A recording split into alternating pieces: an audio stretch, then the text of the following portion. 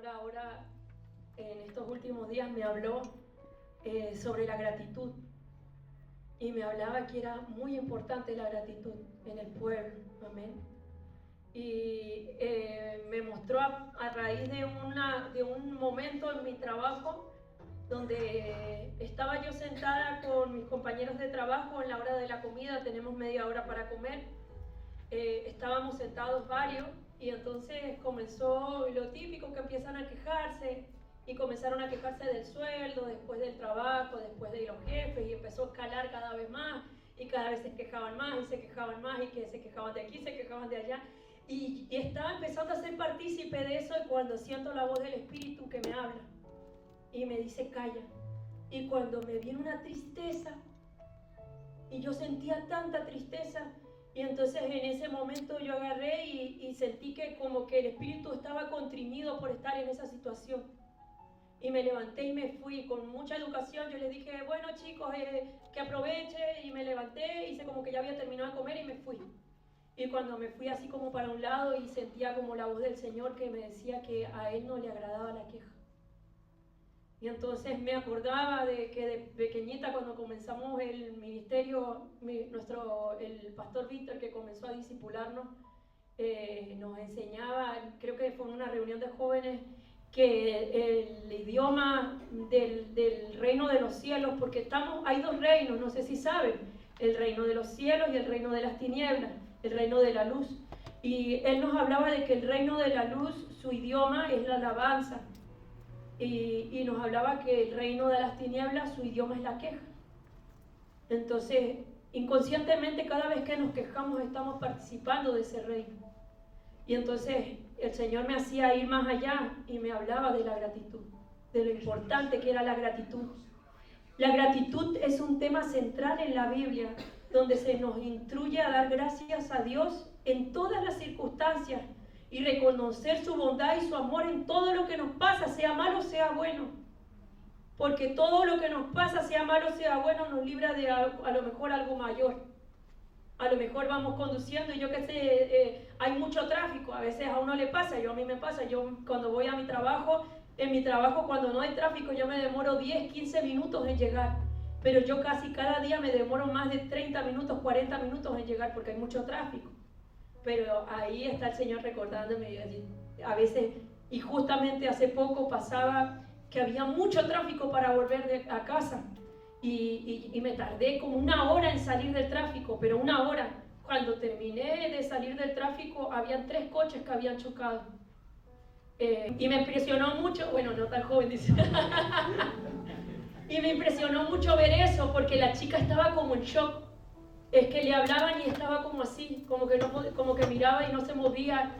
Y me acordé de que como yo a veces voy a dejar a una hermana que trabaja allí conmigo, la hermana Alexandra, que algunos conocen, justo ese día la voy a dejar y me tardé un poco más porque empezamos a hablar y no nos dimos cuenta de la hora y le digo, ay hermana que me tengo que ir y me fui. Y pasé tarde por eso. Llego a pasar yo quizá en la hora que me tocaba haberme ido vuelto y yo hubiese estado en ese accidente. Entonces, en todo momento el Señor nos libra de cosas. Y nosotros muchas veces no somos conscientes de eso y nos quejamos.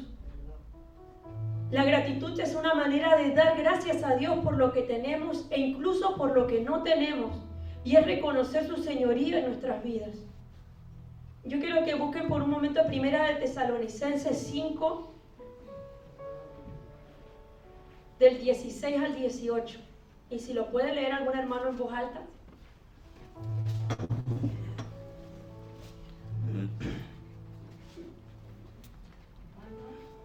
Primera de Tesalonicenses 5, del 16 al 18.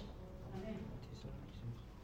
Estad siempre vosotros, orad sin cesar, dad gracia en todo, porque esta es la voluntad de Dios para con nosotros en Cristo. Amén.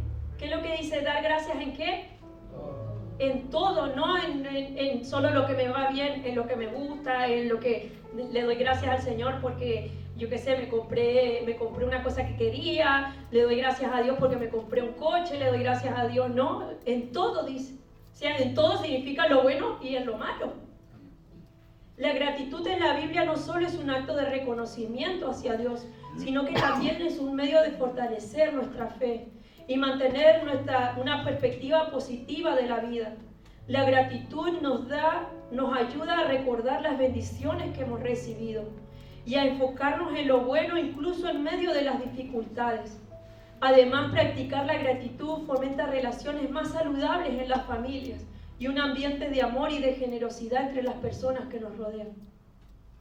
No sé si usted ha visto a alguna persona, yo tengo un compañero que casi todos lo quieren mucho y porque él es cristiano, pero va a una iglesia, ¿cómo es que se llama? De su país, porque él habla otro idioma, es rumano. Y él siempre está dando gracias y siempre está aquí, está sonriente. Y entonces hay gente que a veces le molesta eso, porque le dicen, pero ¿por qué tú siempre estás feliz? Y él dice siempre feliz, Dani siempre feliz, dice así, porque se llama Daniel. Porque él siempre está feliz, siempre lo ve riendo. Y no, yo creo que él tiene problemas, alguna vez ha puesto a contar y dice que él tiene sus problemas, pero él le da gracias a Dios en todo. Él dice, hay que dar gracias a Dios porque nos levantamos, hay que dar gracias a Dios porque hoy podemos venir a trabajar, porque tenemos salud. Y es verdad. La gratitud es un arma poderosa del cristiano y eso la mayoría de los cristianos lo ignoran. La gratitud es un arma contra el enemigo. Es un arma poderosa espiritual que desarma al enemigo. Cada vez que damos gracias estamos declarando autoridad sobre Dios. Y no le creemos las mentiras al diablo de miedo, de ansiedad y de duda. No necesitamos esperar a ver resultados para ser agradecidos. La gratitud actúa como un escudo contra los ataques del enemigo para fortalecer nuestra fe. Yo no sé si ustedes han visto, yo había visto, hay una imagen que está hecha por IA, que sale como un señor mayor, sale como que el enemigo les habla y entonces sale como un hombre que va a cocinar y tiene pocas cosas y el enemigo le dice, mira qué poco tienes para comer, no sé qué, ella le dice, doy gracias a Dios porque al menos tengo algo para comer. Después agarra y mira y dice, reniega porque está solo, siempre está solo. Y dice, doy gracias porque al menos yo tengo salud para poder hacerme las cosas. Y entonces y como era como que al final el enemigo como que le daba rabia porque no sabía por dónde hacer lo que se quejara. Y así está el enemigo constantemente al lado de nosotros, intentar hacer que nos quejemos, para sembrar en nuestros corazones amargura. Y para poder quitarnos el gozo de la fe y poder quitarnos la fe que tenemos en Dios. El enemigo ataca día a día nuestra mente. Nosotros vivimos una lucha diaria en nuestra mente para hacernos quejar y renegar por lo que Dios nos hace y nos da. De esa manera volvernos hijos insatisfechos con nuestro papá. Cada vez que entra la queja en tu vocabulario, tú estás dándole entrada al enemigo en tu vida. Y te estás convirtiendo en lo que él fue. Porque si tú te pones a analizar, el enemigo cómo empezó a rebelarse contra Dios. Él primero empezó a quejarse. Él comenzó, ¿por qué él tiene más y yo no? ¿Por qué él tiene más autoridad y yo no puedo tener lo mismo? ¿Y por qué acá y por qué? Y entonces, y eso empezó a sembrar odio en su corazón. Y de ahí hay un paso a la caída. La mayoría de las quejas comienzan por envidia o por querer tener algo mejor de lo que ya tenemos. Y es que el deseo de la carne la carne es insatisfacible, o sea, no hay manera de satisfacerla. A las personas que les gusta mucho comprar, compran y no pueden satisfacer su necesidad de comprar. A las personas que les gusta mentir, mienten y no pueden encontrar su satisfacción. A las personas que se drogan, a las que están en el alcoholismo, la carne no hay manera de satisfacerla. La única manera de que la carne muera. Y entonces para que pueda vivir el Espíritu de Dios en nosotros. Por este motivo, cuando Él consigue que tú vivas en queja, consigue su objetivo y consigue menguar tu fe y te llena de incertidumbres, de dudas, porque quitas tu esperanza y confianza en Dios.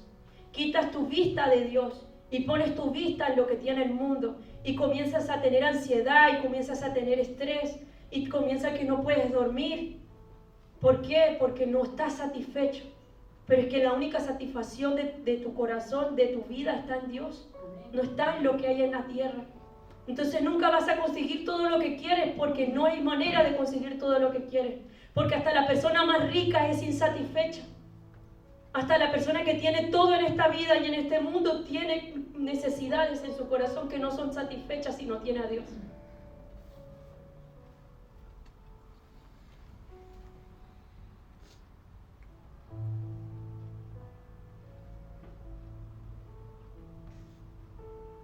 Cuando nos quejamos por todo, es el momento que estamos creando a nuestro alrededor una atmósfera de oscuridad.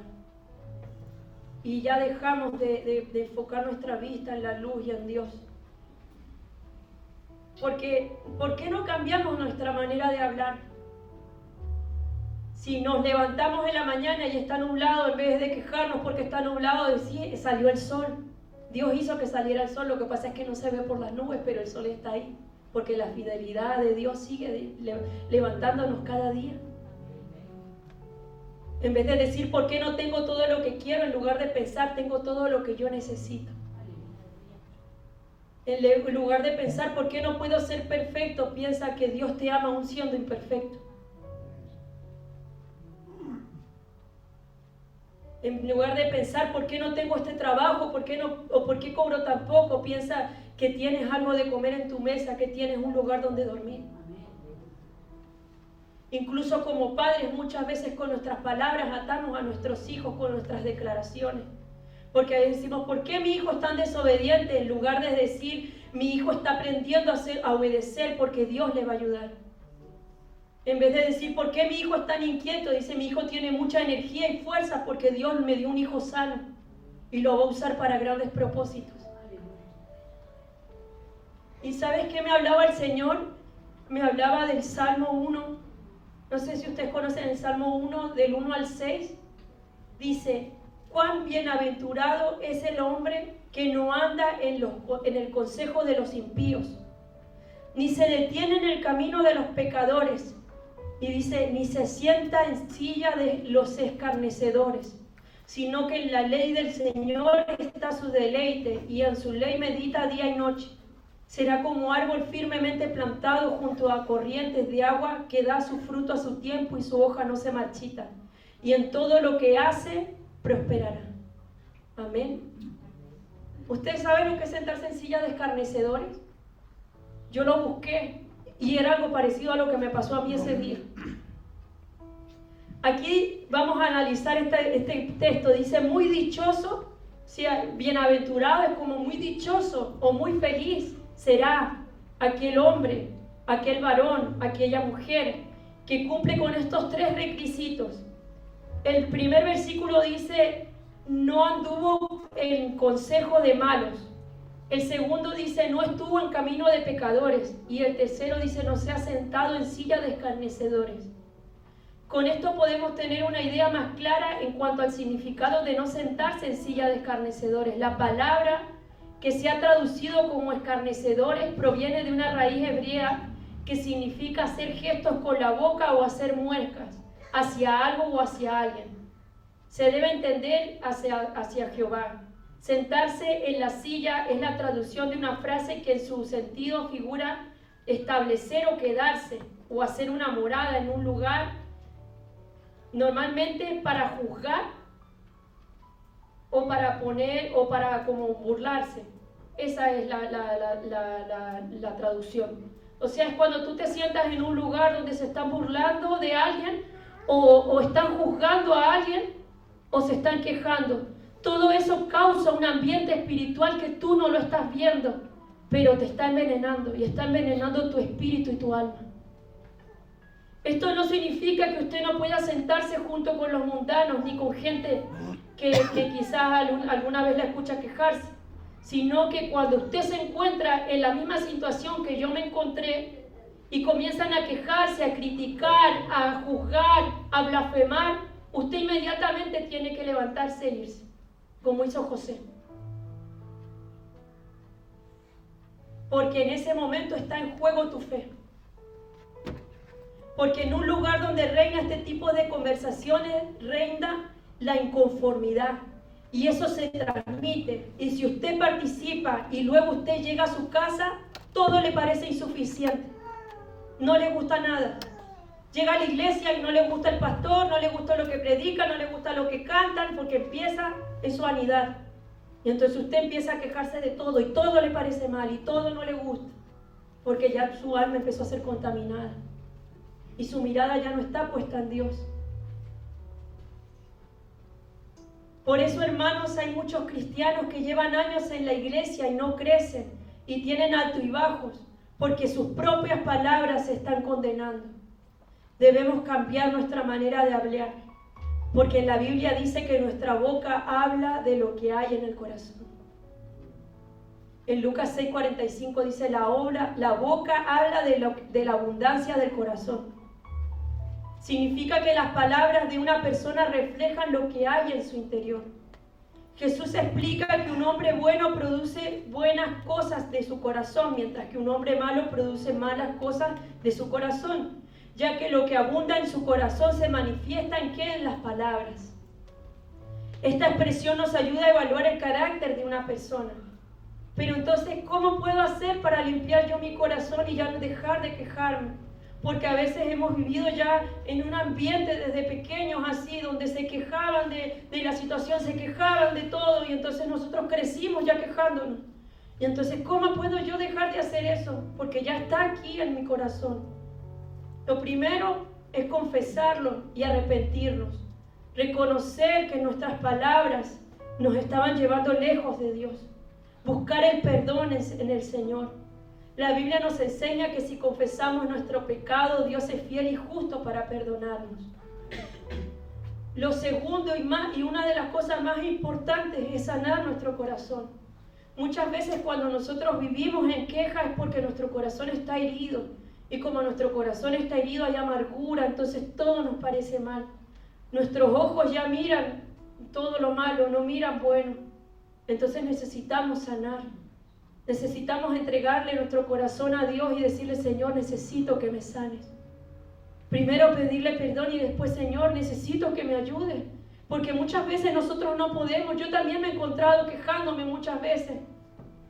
Y a veces, incluso muchas veces porque a veces es difícil la vida que nos ha tocado, lo que hemos vivido. Y queremos que nos sentimos con ¿cómo es la palabra? Con el derecho de quejarnos. Yo tengo el derecho de quejarme y no tenemos ningún derecho a quejarnos. Porque tenemos vida. Tenemos la oportunidad de llegar al cielo.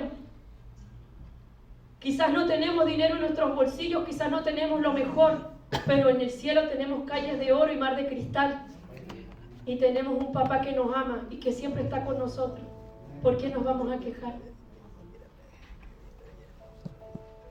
Mateo 5:8 dice, bienaventurados los de corazón limpio, porque ellos verán a Dios. Y nos exhorta él dice, crea en mí, oh Dios, un corazón puro y renueva un espíritu recto dentro de mí. Leer la palabra, en la Biblia dice que la palabra es agua purificadora para nuestra alma. Entonces, si nosotros tenemos cosas en nuestro interior que no están bien y nos estamos dando cuenta, quizás hasta el día de hoy no te habías dado cuenta que por tu boca salen muchas palabras que te están condenando a ti, pero ya no quieres dejar de decir esas palabras, comienza a leer la palabra. La palabra va a purificar tu interior y va a comenzar a salir palabra de bien por tu boca. Y meditar también en la palabra es muy importante, no solo leer, vamos a leer, pero no entendemos lo que leemos. Leemos y de repente el Señor nos va a hablar y escuchamos la voz de Dios, oramos. La oración también es muy importante, es fundamental. Busca la guía de Dios en tu vida diaria y pídele que te purifique y que te ayude a hablar cosas puras. ¿Sabes qué? Las palabras que nosotros decimos nos atan. Cuando nosotros incluso muchas veces, no sé si los hombres, pero las mujeres nos solemos mucho decir, ay, es que estoy gorda, ay, es que estoy fea, todo eso nos está atando. Te está atando. Tú no tienes que estar diciendo esas cosas. Tú tienes que estar diciendo, el Señor nos ama, el Señor nos hizo hermosos a todos. Entonces tenemos que creer en la palabra y nuestra mente va a empezar a cambiar.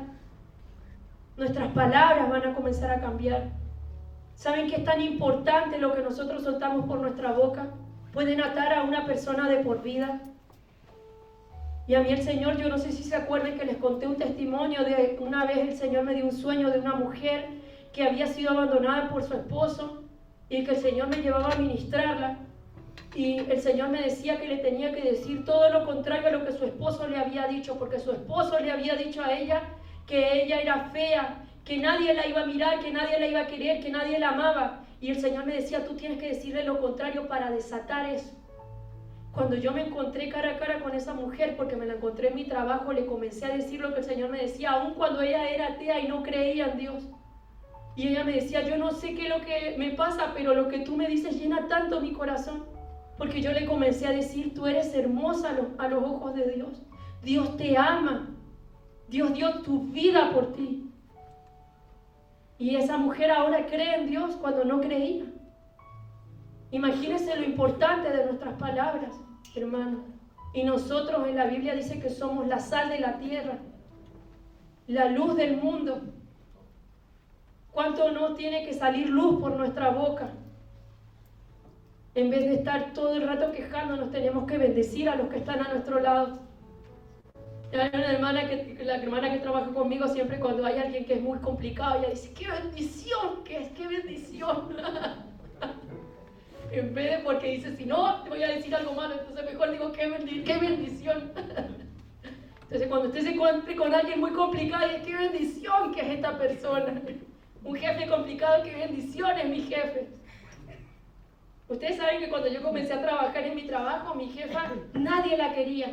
Todos decían que casi prácticamente era como lo peor. Y la comencé, yo al principio me daba miedo, yo decía, ¡ay! Porque había tenido una mala experiencia anterior y entonces yo comencé a orar por ella, el Señor me mandó a orar por ella, comencé a orar. Y ella se ha ido como ablandando poco a poco y usted viera ahora como que es como nada de lo que era. Incluso se empezó a llevar bien hasta con los demás. Y eso es la oración es muy poderosa, hermano. Y en vez de quejarnos con alguien, de quejarnos de una persona, tenemos que agradecer, bendecir a esa persona. El Señor puede hacer algo en esa vida. El Señor que ponga ese amor a las almas en nuestro interior. ¿Saben que más allá de la gratitud, hay una palabra que me gusta mucho que usan los judíos, que ellos hacen cuando hacen la Pascua? Se llama Dayenu. El Dayenu es como una canción de 12 párrafos donde ellos dan gracias a Dios por todo lo que Dios hizo cuando estuvieron en Egipto. Pero es tan hermoso porque ellos le dicen, si hubieses hecho todos esos prodigios y aún así no nos hubieses librado de ser esclavos, aún así hubiese sido suficiente. En sí lo que se trata de eso es que es como que aunque no hubieses hecho, Señor, nada por mí, hubiese sido suficiente con conocerte. Y me impactó mucho porque en la serie que están dando ahora de Jesús, que no es muy bíblica, tiene algunas cosas que le añaden, de Chosen, en el último capítulo se junta como Jesús con las mujeres para el día de la Pascua y le dicen que le tienen preparado ellas su propio dayenu. Y entonces ellas le comienzan a decir, María Magdalena le dice, si solo te hubiese conocido y no me hubieses liberado, hubiese sido suficiente. Si solo me hubieses llamado por mi nombre ese día y no hubieses hecho milagros, hubiese sido suficiente. Y entonces comienzan a agradecer a Dios. Y cuánto esto es aún mayor que la gratitud, porque la gratitud viene de lo que el Señor hace por nosotros. Pero es que esto es darle gratitud aún si no lo hubiese hecho. Y yo no sé si a alguno de ustedes se le viene alguna cosa a su mente. Y yo esta noche, cuando estaba preparando esta prédica, el Señor me decía que llamara a algunos para que dieran su dayenu. Mi dayenu es, si hubiese llegado a mi vida, pero no hubiese rescatado a mi familia, hubiese sido suficiente.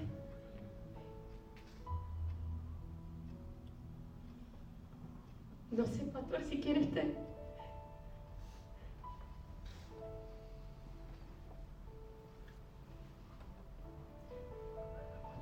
Si hubiese llegado a mi vida y no me hubiera dado ningún ministerio, hubiera sido suficiente.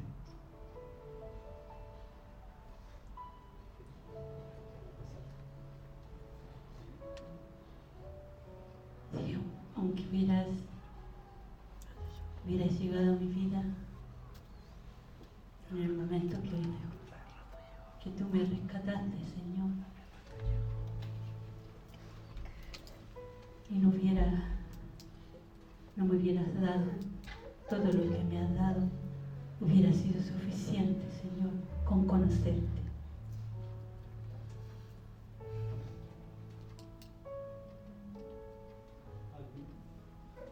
¿Qué dijo yo?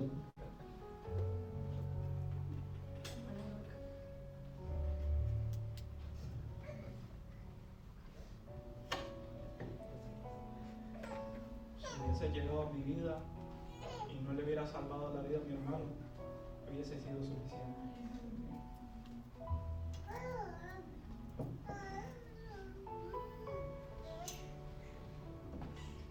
Si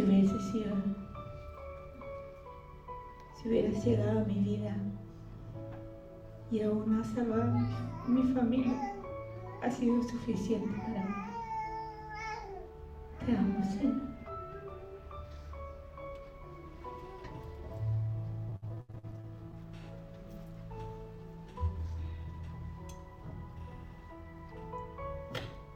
¿Hay otro valiente? ¿No hay otro agradecido con el Señor?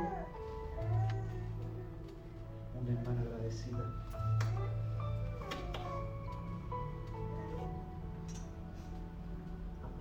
Amén, gloria a Dios. Aunque el Señor no hubiese sanado mi enfermedad, lo hubiese seguido amando igual, hubiese sido suficiente. Gloria a Dios. Otro valiente. Están pareciendo los valientes. De los valientes es el reino de los cielos, dice la Biblia. Amén.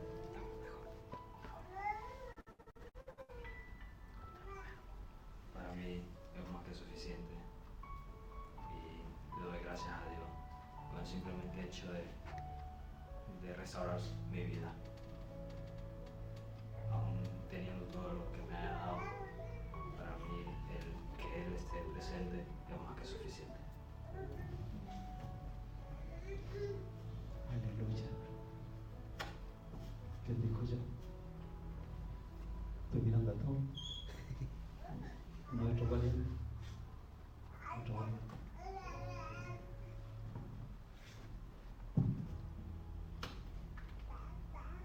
Aunque hubiese muerto en aquel día en el que aquella arma nos disparó, pero hubiese tenido el privilegio de haberle conocido en ese mismo momento, hubiese sido suficiente.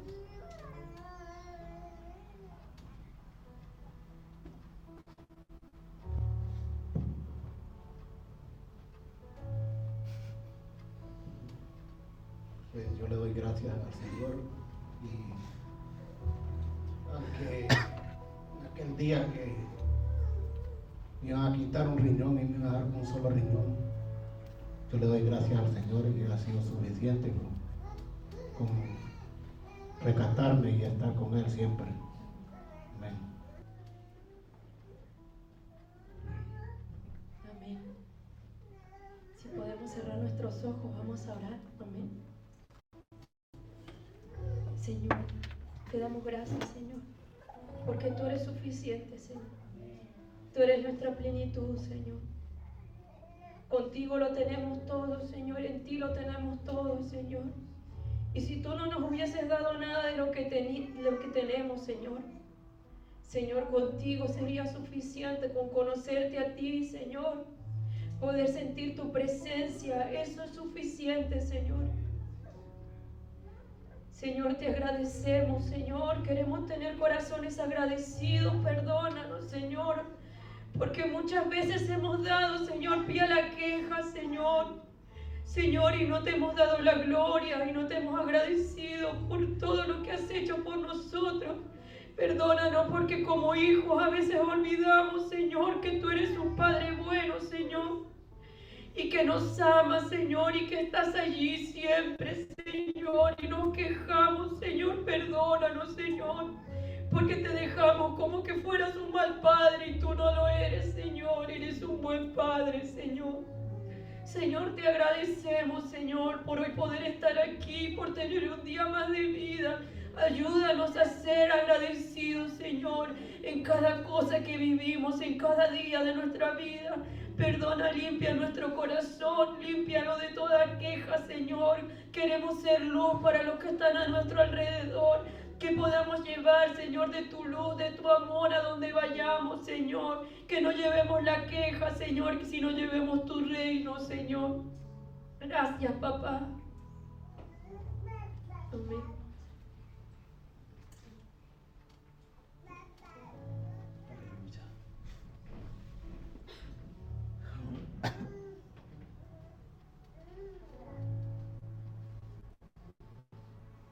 Aleluya.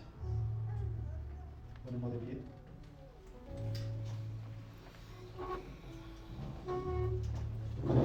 ¿Alguien necesita oración? Para pasar adelante. Aleluya.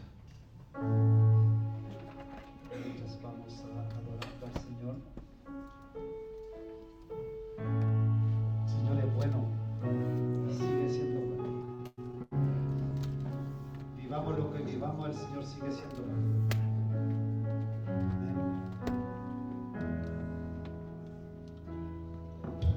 Cristo Jesús.